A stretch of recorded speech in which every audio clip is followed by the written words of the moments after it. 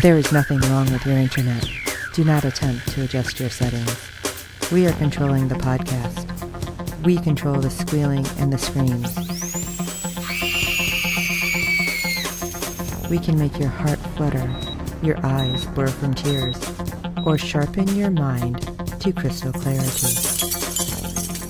For the next hour, sit back. We are in control of what you hear. We repeat, there is nothing wrong with your settings. You are about to experience the awe and mystery known as the female mind. You are now entering the Fangirl Zone.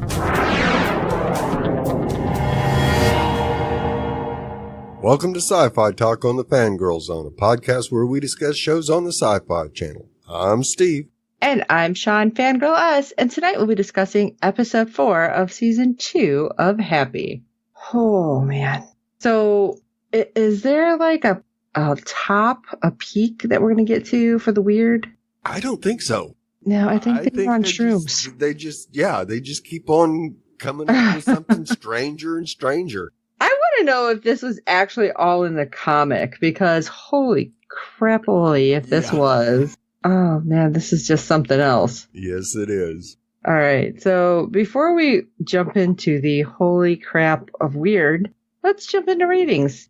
All right, episode 4 brought in a 0.10 in adults 18 to 49 with 0.291 million viewers, making it the 87th rated cable show for the day. We do have live +7s for episode 4. It tied for second in adults 18 to 49 percentage gain, going from 0.1 to 0.3 for an increase of 200%. It was fourth in viewers percentage gain, going from 0.292 to 0.705 million viewers for an increase of 141%. So that's a pretty big jump. Yes, both of them. So yeah, we aren't getting the live, but we are getting a live +7 that's not too shabby. Right? Unfortunately, we're not getting any more, so... That's 2 in 2 years sci-fi. Right. They do this to us so often. Yeah. Now let's get into episode 4, Blitzkrieg. Dayglow, Doug, Sax, Mary, and Happy enter a geriatric death trap. Oh my God. I was cracking up, and of course we'll get to that, but I'm in here cracking up. Not even the funniest part of this episode, which... I can't believe that. You know, the big fight wasn't the big crack up. No. So we open with Dayglow Doug, the one and only Curtis Armstrong. I did not realize that was him at first until we had the up close of his face. Right. So last episode, I did not know that was him. Pure genius. And he was a children's entertainer, former host of his own show on cable access, Dayglow Doug's Power Hour.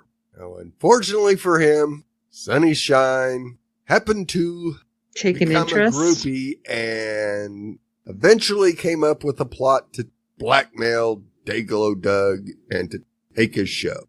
And we see Doug doing his final show, explaining to the kids it's all over. He's being replaced by Sunny, who threatened to reveal him as an aficionado of World War II to the fullest, worst extent. Oh, God, he's like got that level of, oh, I'm going to be sweet and nobody's going to know that I'm actually like threatening you. Yeah. And it just grosses me out. Yeah. And it's sad to see Doug stripped of his creation despite his predilection for Nazi Germany memorabilia. And of course, Sunny tricks him into delivering a Nazi salute to seal the deal. Right? Like, wah, wah, wah. Yeah, he played you like a fiddle there, Doug.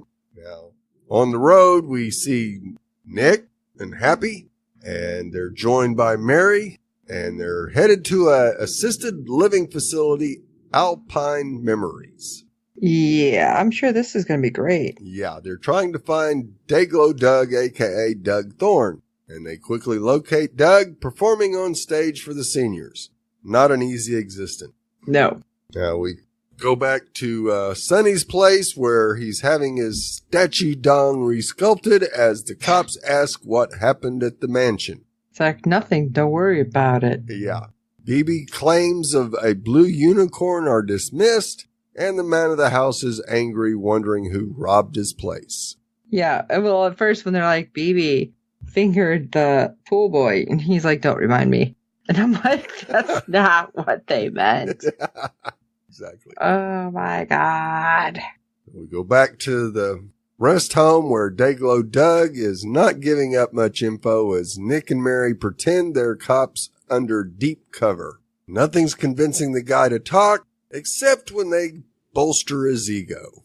And any coincidence, a scene featuring Sonny's big member leads to a scene mentioning two dudes, Milton Berle and John Holmes, with legendary members. Just hilarious. Go to prison to check in on Blue, who is confronted with a Exorcist 3-like image of himself on the ceiling. That was so weird and so awesome. Only it's not him, it's Orcus. Yes. And their relationship is difficult at best, as Orcus is going to use his meat sleeve to full advantage. Plans to build an army within the prison made up of murderers, arsonists, rapists, and etc. Back to the home where Doug tells us of Sunnyshine's origins. He used to be a fan who just couldn't grow up. Kept coming to the power hour even after he was far too old. And things got stranger and stranger after the Wishies became part of his gig. Doug never liked them.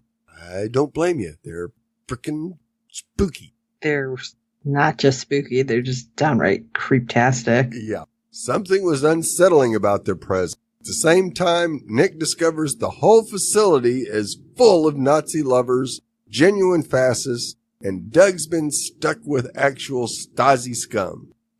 Poor Doug. Now we go check in on Haley, and sure enough, she gets another creepy visit from Smoothie, paraphrasing Notting Hill, claiming he's been protecting her. No, he's stalking, using instances of bullying to help ingratiate himself to her.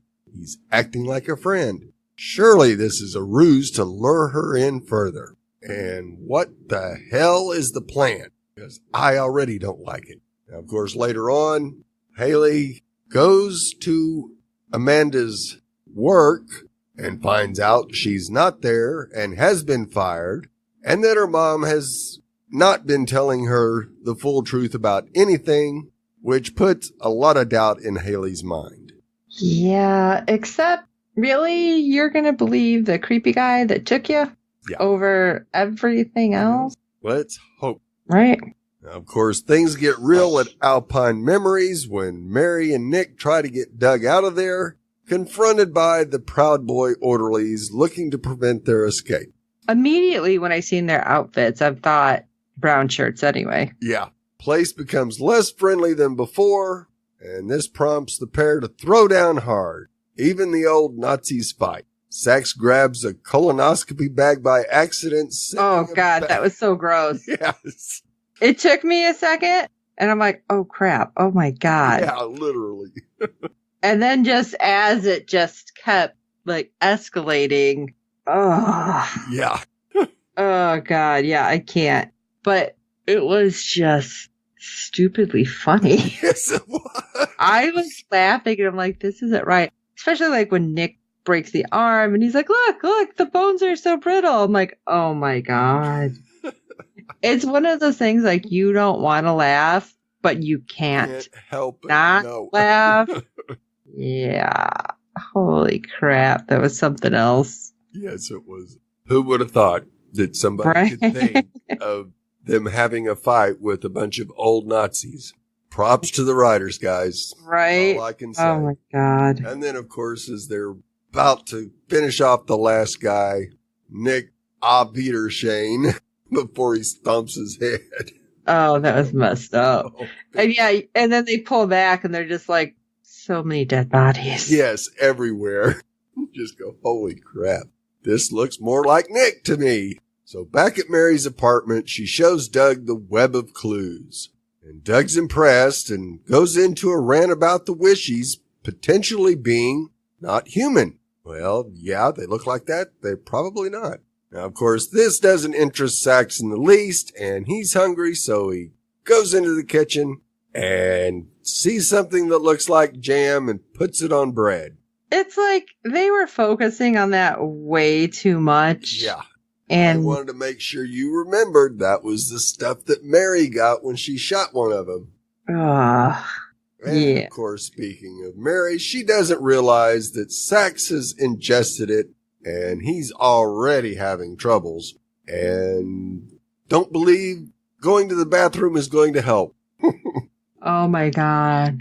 This is the moment that I'm like, I should have just called my husband in to watch it. Yes. Because he walked in the very last scene, which was weird. But this moment, it's like all of the shit he was saying. Yeah. We're going for a water landing. I'm like, oh God, stop.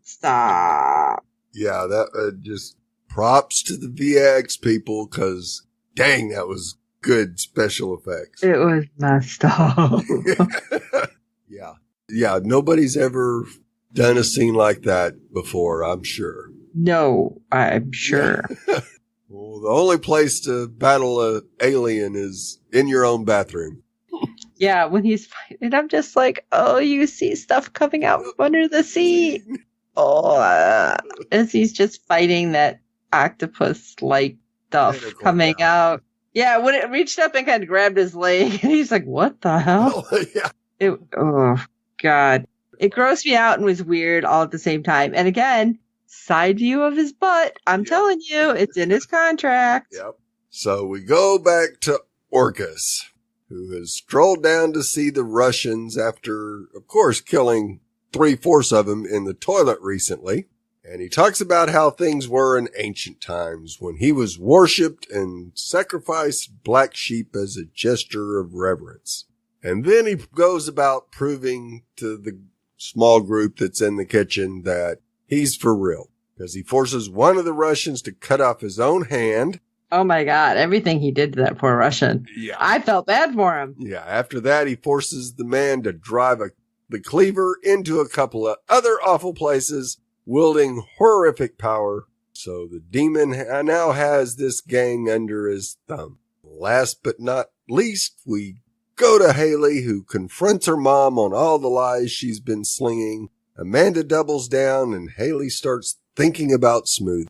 Don't do it, Haley! Yeah, I'm like, I'm watching this happen.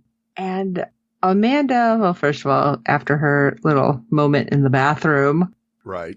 With her walk, I'm like, she's way too happy. Haley kind of sees this, and she's like, all right, mom hasn't been like this in a while, so yeah, I'm going to go talk to her. And I'm just thinking, Haley, don't do it. You're believing this creeper. Yeah. Over mom. It's like, not that, like I said, not like mom's doing super awesome, but no, not good. No. And dad's not much help right now either. Right. Yeah. Why do you do this? Yep. Gonna put Haley in the middle of it all again. I see it coming. Oh man. All right. Well, what do you guys think about this episode other than the holy shit factor? Let us know at SyFy Talk at fangirlzone.com or head over to fangirlzone.com and check the contacts page, and you can send it to us any of those multitudes of ways. And oh God, just stick with it because weird is weird, I guess. But also rate and review us on iTunes and any other platform you find us on, because good ratings and reviews help other fans of the show find us. Tell your friends, because you know you want them to be like, what the fuck? What's going on here? And for this episode of SyFy Talk, I am Sean Fangirl S. And I'm Steve. Come on, Mayor, they're Nazis! And until next time.